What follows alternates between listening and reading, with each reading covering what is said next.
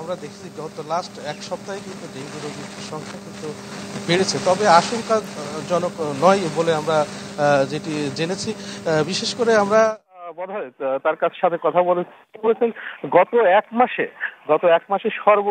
এখানে এই হাসপাতালে চিকিৎসা নিয়েছেন ৫৫ জন ডেঙ্গু রোগী, এবং সর্বশেষ গত এক সপ্তাহে কিন্তু ৪৫ জন ডেঙ্গু রোগী কিন্তু এখানে ভর্তি হয়েছেন। অর্থাৎ গত এক সপ্তাহে কিন্তু ডেঙ্গু রোগীর সংখ্যা কিন্তু বেড়েছে ব্যাপক হারে।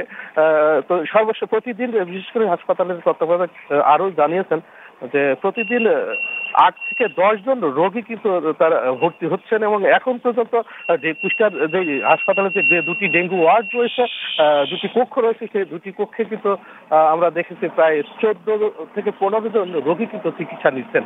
আর এই ব্যাপারে বিশেষ করে তারা জানিয়েছেন সেপ্টেম্বর থেকে অক্টোবর মাসে এমনিতেই কিন্তু ডেঙ্গুর কিন্তু বিস্তার বাড়ে, সেক্ষেত্রে এই কুষ্টিয়াতে কিন্তু সেই ডেঙ্গুর বিস্তার কিন্তু বেড়েছে, তবে আশঙ্কাজনক নয় বলে তারা জানিয়েছেন। তবে কুষ্টিয়ার সিভিল সার্জন তিনি জানিয়েছেন যে ডেঙ্গু বিস্তার রোধে তারা কিন্তু কার্যকর পদক্ষেপ নিচ্ছেন। তবে সব মিলে বলা যায় কিন্তু কুষ্টিয়া কিন্তু আশঙ্কাজনক হারে যে ডেঙ্গু রোগীর সংখ্যা বেড়েছে সেটি কিন্তু নয়।